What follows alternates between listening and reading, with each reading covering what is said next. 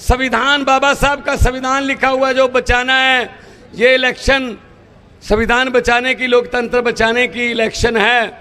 तो मैं क्या करता हूं, क्योंकि मैं तो बोलते ही रहता हूं, मैं तो 17 साल की उम्र से ही कैस्टो सीडियो में बोलने लग गया था। मैं तो बोलते ही रहता हूं, लोगों को बहुत कम मौका मिलता बोलने का। तो भड़ास निकालने के लोगों के अपने अपने तरीके हैं। जरूरी नहीं कोई भाषण दे, कोई नारा अच्छा लगा सकता है, कोई चीख अच्छी मार सकता है, कोई अपने आप के जज्बातों को और तरीके से कर सकता है। तो मैं 15-20 सेकंड के लिए पब्लिक को माइक दे देता हूं, मैं पब्लिक की तरफ कर देता हूं। जैसे आपका मुकाबला इनके साथ है, इधर से ज्यादा आवाज आएगी या इधर से, जो मर्जी दिल में है आप बोल देना। जिंदाबाद, चाहे हाँ मुर्दाबाद किसी को ना कहना, अपना जिंदाबाद ही रखना है, पॉजिटिव रखना है। और जहां से जिधर से ज्यादा आवाज आएगी फिर देखते हैं क्या होता है। आपका समय शुरू होता है अब।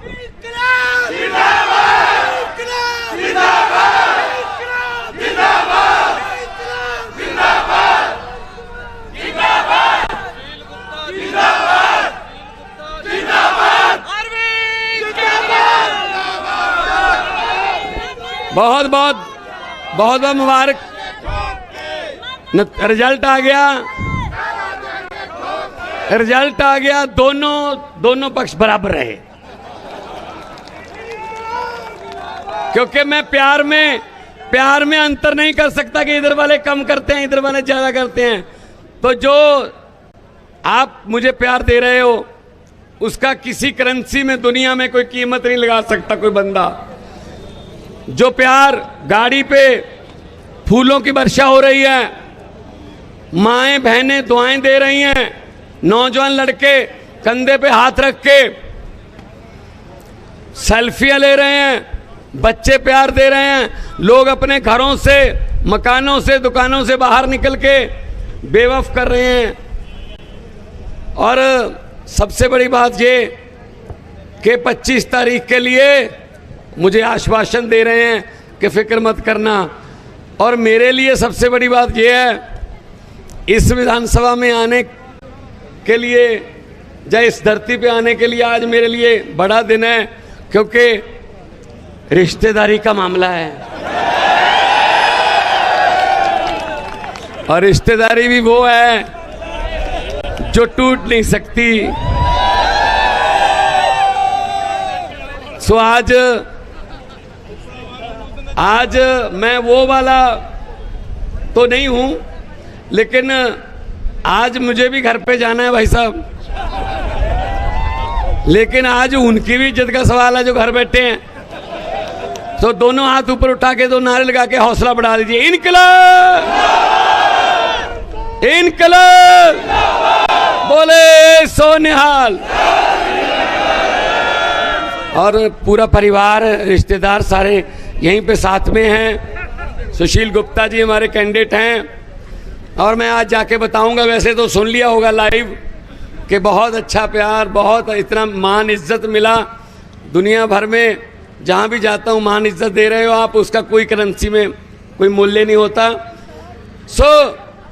25 मई को सुबह घर से निकलना 7 बजे और 7:30 बजे तक काम करके वापस आ जाना, बटन दबा के झाड़ू वाला। 25 मई को आप बटन दबाकर आपकी जिम्मेदारी खत्म, हमारी जिम्मेदारी शुरू। ये इस समय तक तो काम हो गया होगा। और मैं आपको खुशखबरी बता रहा हूं, जो 4 राउंड की वोटिंग हुई है उसमें बीजेपी बिल्कुल खत्म हो रही है। इसीलिए प्रधानमंत्री जी के भाषण बदल गए।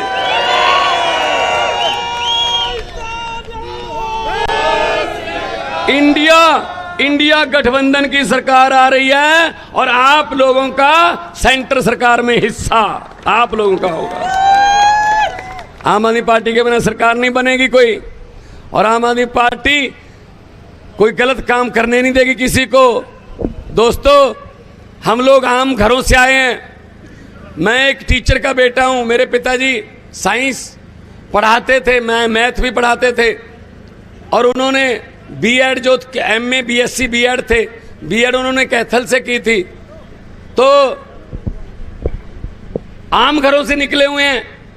पहले कलाकारी में आपने मान सम्मान दिया, उसके बाद इधर इतना बड़ा, अगर मैं 7 जन्म तक हर साल धन्यवाद करता रहूं, शायद आप दे रहे हो करने के लिए।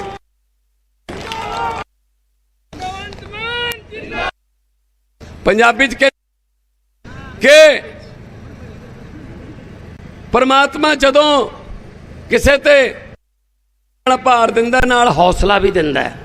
मैनू पत्रकार कहंदे असी एक इंटरव्यू किया, असी नाम लवांगे कुछ लीडरां दे, तुसी उसे वक्त ही सानू दस्सिओ कि उहदे बारे की सोचदे हो। कोई इदां लिख, कहंदे बिल्कुल सही जवाब। कहंदे कैप्टन अमरिंदर सिंह। मैं क्या महलों में रहने वाले लोग हैं। जब मुगलों का राज था मुगलों के साथ थे, जब अंग्रेजों का राज था अंग्रेजों के साथ थे, जब कांग्रेस का राज था तो कांग्रेस के साथ थे, जब अकालियों का राज था तो अकालियों के साथ थे, आजकल भाजपा का राज है तो भाजपा के साथ हैं, कभी पब्लिक के साथ नहीं हुए। कहते जी नरेंद्र मोदी। मैंने कहा किसी भी बात को किसी भी बात से कहीं भी फिट करके बोल देते हैं और साथ में कहते हैं मेरी गारंटी है, और ऐसा लगता है जैसे झूठ इतने अच्छे तरीके से बोलते हैं जैसे सच हो। कहते कैसे? मैंने कहा चंद्रयान की लॉन्चिंग पे चले गए, वहां पे इसरो में जब चंद्रयान को लॉन्च किया, वहां जाके भाषण दे दिया, मेरा इसरो से पुराना नाता है। मैं भी सुन रहा था, मैंने कहा 8वीं क्लास का सर्टिफिकेट तो मिल नहीं रहा, इसरो कहां से आ गई? इसरो कहां से आ गई? इसरो में तो पढ़े लिखे लोग जाते हैं भाई, साइंटिस्ट लोग जाते हैं वहां। तो ये कैसे जोड़ेंगे अब इसरो से पुराना नाता? कहते जब मैं स्कूल जाता था, 2nd 3rd क्लास में पढ़ता था, तो पढ़ाई में मेरा हाथ तंगी था, तो हर टीचर आके मुझे बोलता था तू अब इसरो में बैठ, अब इसरो में, अब इसरो में, अब इसरो में, अब इसरो में, मेरा इसरो से पुराना नाता है। कहते अरविंद केजरीवाल, इसके बारे में क्या कहोगे?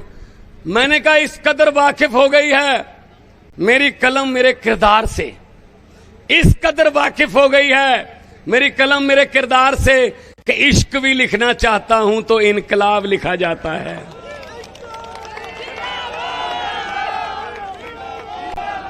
सबसे मुश्किल सवाल पूछा, कहते भगवंत मान। अब अपने बारे में क्या बोलूं भाई साहब? मैं क्या जे मैं देखा अमला बल्ले ता कुछ नहीं मेरे पल्ले, जे मैं देखा अमला बल्ले ता कुछ नहीं मेरे पल्ले, जे मैं देखा लोकां दी रहमत बल्ले ता बल्ले बल्ले बल्ले। दोनों हाथ ऊपर उठा के इनकलाब इनकलाब। 25 मई नूं जाओगे तब 5वें नंबर ते बटन है, 1 2 3 4 5, 5वें नंबर ते बटन है, बटन 5वें नंबर ते है, आना पहले नंबर ते है। समझ गए ना? जे अगर किसी और बटन की तरफ देखा काला मोतिया हो जाएगा। पता नहीं क्या क्या पाप किए हुए उन्होंने भाई साहब, कैसे देश को लूटा हुआ उन्होंने, जो पहले दूसरे तीसरे चौथे वाले हैं। तो मैं तो यही कहने आया हूं आपको, इस झाड़ू से पहले हम सिर्फ दुकान या मकान साफ करते थे, अब अरविंद केजरीवाल की अगुवाई में इस झाड़ू से पूरा हिंदुस्तान साफ किया जाएगा। 2.25 साल के काम गिना रहा हूं, सिर्फ 2.25 साल के। अरविंद केजरीवाल 8 साल के काम गिना रहे हैं दिल्ली के, मैं पंजाब के 2.25 साल के काम गिना रहा हूं। 43,000 सरकारी नौकरियां देके ये आपके सामने खड़ा हूं भाई साहब। दिल्ली और पंजाब में 90% घरों को बिजली का बिल 0 आता है भाई साहब, बिल 0 आता है। और दिल्ली और पंजाब में महंगे से महंगा टेस्ट, महंगी से महंगी दवाइयां गरीबों को सरकारी अस्पतालों में बिल्कुल मुफ्त मिलती हैं भाई साहब। दिल्ली और पंजाब में स्कूल शानदार हो गए, सरकारी स्कूलों का रिजल्ट प्राइवेट से अच्छा आता है। अब प्राइवेट से निकाल के माता पिता जो हैं, पेरेंट्स जो हैं, वो सरकारी में बच्चों की एडमिशन करा रहे हैं क्योंकि यकीन हो गया। तो ये काम करके हम आए हैं। एक प्राइवेट थर्मल प्लांट हमने खरीद लिया कि आपसे नहीं चलता, हम चला के दिखाएंगे, वरना सरकारें बेचती हैं। मोदी ने बेचा है सब कुछ, तेल बेच दिया, रेल बेच दिया, भेल बेच दिया, एयरपोर्ट बेच दिया, सब कुछ बेच दिया। लेकिन आम आदमी पार्टी की सरकार है पंजाब में, गोविंदवाल साहब वाला जीवी के कंपनी का थर्मल प्लांट खरीदा, उसका नाम रखा है श्री गुरु अमरदास गोविंदवाल साहब का थर्मल प्लांट।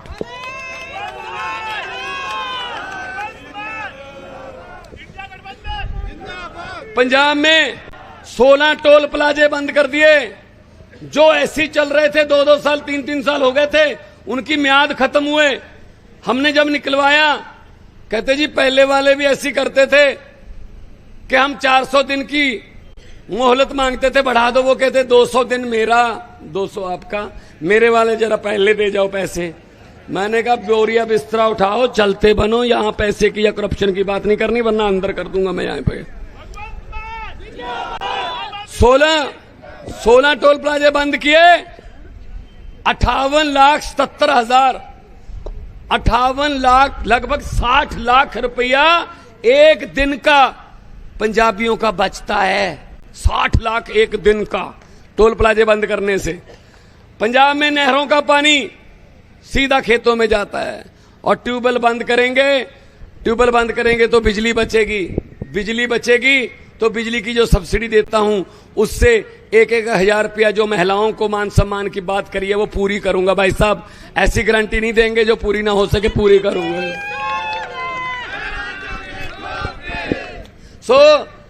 ये बात कहने के लिए सुशील गुप्ता जी आम घरों से निकले हैं, पढ़ लिख के तरक्की की, आज फिर आपके बीच हैं। भाई साहब जो सोने के चम्मच लेके मुंह में पैदा हुए हैं, जो दूसरी पार्टियों के, जिनके अपने जहाज हैं, जो पहली दूसरी क्लास में जहाज में पढ़ने जाते थे, हम तो साइकिल पे अपनी बोरी खुद लेके जाते थे।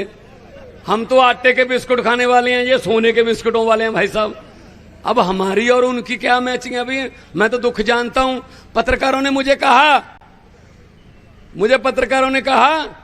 कि जिस कुर्सी पे आप बैठे हो, इस कुर्सी पर बैठकर बड़े बड़े के दिमाग खराब हो जाते हैं। 2.25 साल हो गए, आपका दिमाग क्यों नहीं खराब हुआ? मैंने कहा फर्क सिर्फ इतना है, पहले वाले कुर्सी पर बैठ के मशहूर होते थे, मैं मशहूर होके कुर्सी पे बैठा हूं। मुझे कोई शौक नहीं है कि मेरी फोटो अखबार में आए या मेरी फोटो टीवी में आए या मेरा नाम छपे। एक ही शौक है, एक ही चाह है कि मैं पंजाब के, देश के सब लोगों के, गरीबों के काम आ सकूं। मैं किसी का, मेरे साइन होने से किसी के घर का चूल्हा बंद ना हो, उस घर का चूल्हा जले और उसकी कबीलदारी जो है वो पटड़ी पे आए। मैं ये चाहना, मैं किते हिस्सा नहीं पाना, ना मैं रेते दियां खड्डां च हिस्सा पाना है, ना मैं किसी बस च हिस्सा पाना है, ना ढाबे च हिस्सा पाना है। हिस्सा पाना है तो मैं गरीबां लोकां दे दुखां सुखां च हिस्सा पाना, और किते हिस्सा नहीं पाना। सो वीरो, मेरे वर्गे कमले नूं किसी ने क्या कि जिन्ना समा तू इधर लाया अपने कामकार ती ला लेंदा, हुण तक तू मेरे मित्रा पैसे बहुत कमा लेंदा, पैसे नाल पोजीशन बनदी, कोई कारोबार चला लेंदा, धनिया दी सूची विच तू भी अपना नाम लिखवा लेंदा। अगे जवाब आया, गल तां तेरी ठीक है मित्रा, मैं पैसे बहुत कमा लेंदा, धनिया दी सूची विच मैं भी अपना नाम लिखवा लेंदा, पर रुखा नाल शामां मिटदियां, ਇਹ ਸਮਾਂ ਸਭ ਨੂੰ ਢਾ ਲੈਂਦਾ। ਉਹ ਕਿੰਨੇ ਧਨੀ ਹੋ ਤੁਰ ਗਏ, ਕੌਣ ਕਿਸੇ ਦਾ ਨਾਂ ਲੈਂਦਾ, ਕੌਣ ਲਿਖਦਾ ਫਿਰ ਸੱਚੀ ਗੁਰਬਾਣੀ, ਜੇ ਨਾਨਕ ਹੱਟੀ ਪਾ ਲੈਂਦਾ।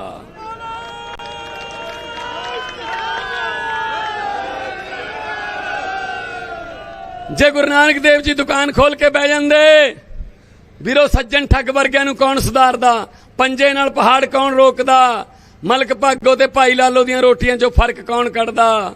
ਵੀਰੋ ਸਾਰੇ ਉੱਤਰ ਦੱਖਣ ਪੂਰਬ ਪੱਛਮ 'ਚ ਉਦਾਸੀਆਂ ਕਰਕੇ ਲੋਕਾਂ ਨੂੰ ਕਿਰਤ ਕਰੋ ਦਾ, ਸੱਚ ਬੋਲਣ ਦਾ ਤੇ ਵੰਡ ਛਕਣ ਦਾ ਹੋਕਾ ਕੌਣ ਦਿੰਦਾ। ਹਰ ਗੱਲ ਪੈਸੇ ਵਾਸਤੇ ਨਹੀਂ ਹੁੰਦੀ। ਸਾਨੂੰ ਸਾਡੇ ਗੁਰੂਆਂ ਨੇ, ਸਾਡੇ ਸ਼ਹੀਦਾਂ ਨੇ ਦੱਸਿਆ, ਸਾਨੂੰ ਸਾਡੇ ਗੁਰੂਆਂ ਸ਼ਹੀਦਾਂ ਨੇ ਦੱਸਿਆ ਕਿ ਲੋਕਾਂ ਦੇ ਕੰਮ ਆਉਣਾ ਵੀ ਇੱਕ ਜ਼ਿੰਦਗੀ ਹੁੰਦੀ ਹੈ। ਸ਼ਹੀਦ ਆਜ਼ਮ ਭਗਤ ਸਿੰਘ 23 ਸਾਲ ਦੀ ਉਮਰ 'ਚ ਸ਼ਹੀਦ ਹੋ ਗਏ। ਵੀਰੋ ਇਹ ਛੋਟੀ ਮੋਟੀ ਗੱਲ ਨਹੀਂ, ਆਪਣੀ ਜਵਾਨੀ ਦੇਸ਼ ਦੇ ਨਾਲ ਲਾਉਣੀ। मैं तो नहीं किस्सा सुनाना। एक राजा सी, ਉਹਨੂੰ बस ये सी कहंदा यार मेरी लोक बल्ले बल्ले किवें करनगे होर। तो उन्हें बुलाए अपने सलाहकार, उन्होंने कहा खजाने का मूँह पब्लिक वाल नूं खोल दो, लोग तुहाडी बल्ले बल्ले। राजा सी तो उन्होंने राजे ने कहा मेरी बल्ले बल्ले किवें होगी। तो वजीरा ने कहा खजाने का मूँह पब्लिक वाल खोल दो। उन्हें कहता भी कल तो खजाने का मूँह पब्लिक वाल खोलिया जाऊगा। तब वजीर कहें तेरी बल्ले बल्ले हो जानी है। राजे नूं कहंदे अब खजाने का मुंह खोल दिया, लोग आने लगे। लेकिन एक बंदा था फकीर साधु, उसकी जब बारी आई तो उसने कहा यार मेरी बारी तो आ गई, ये बेचारा गरीब है, हैंडीकैप्ड है, ये तो अभी लाइन में भी नहीं लगा, लाइन ही बहुत लंबी है, इसकी तो बारी नहीं आएगी। उसको बोला उसने तू मेरी जगह पे, तू जो भी सोना चांदी लेना है मेरी जगह पे तू आ जा, मैं दोबारा लाइन में लग जाता हूं। वो बंदा फिर लाइन में लग गया। जब फिर बारी आई, फिर इधर बैठा था कोई, कहता यार इसकी तो बारी नहीं आएगी, ये तो गरीब है बेचारा, ये तो अभी लाइन में भी लगा, फिर लगा दी।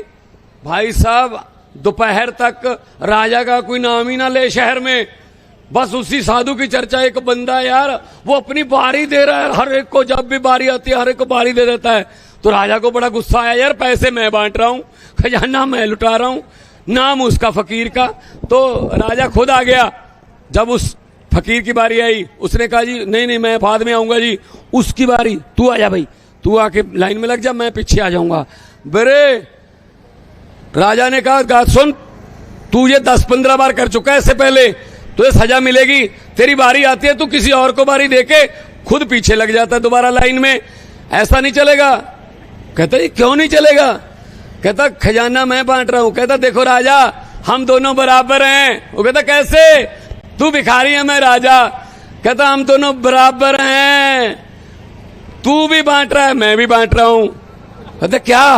कहता तेरे पास खजाना है बांटने के लिए, मेरे पास बारी है, चलो देखते हैं कौन सी पहले खत्म होगी। खजाना तो एक दिन चल जाएगा, 2 दिन चल जाएगा, बारी तो वो 2 महीने देता रहेगा भाई साहब।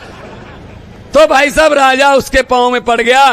फिर उसने कहा, साधु ने, हंकार नहीं करते, माया का हंकार नहीं करते, अपनी बारी किसी को देना ये बहुत बड़ी बात है। शहीद आजम भगत सिंह, शहीद उधम सिंह, करतार सिंह सराबा, ये लाला लाजपत राय, चंद्रशेखर आजाद, राजगुरु सुखदेव, इन्होंने भाई साहब अपनी जीने की बारी हमें दे दी कि हम 23 साल की उम्र में फांसी ले लेते हैं, लेकिन हमारी कौम जिंदा रहे, ऐसे आजादी मिली है हमें भाई साहब, छोटी मोटी बात नहीं है। सो मैं शहीद आजम शहीद उधम सिंह की धरती से आता हूं, सुनाम पढ़े हैं, और शहीद भगत सिंह के फैन हैं। उनके गांव में जाके ओथ सेरेमनी की थी, पगड़ी उनके कलर की पहनते हैं। भगत सिंह के रंग मनपसंद रंग बसंती की पगड़ी पहनने से भगत सिंह नहीं बनता कोई।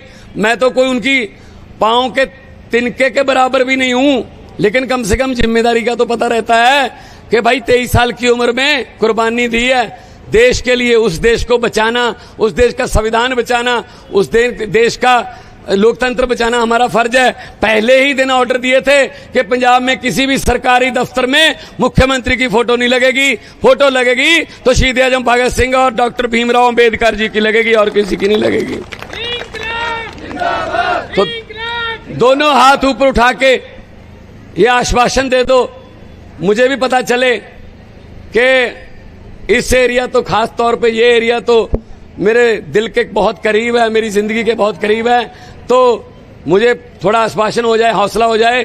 दोनों हाथ ऊपर उठाकर इनकलाब इनकलाब बोले सो निहाल। 1 मिनट के लिए मैं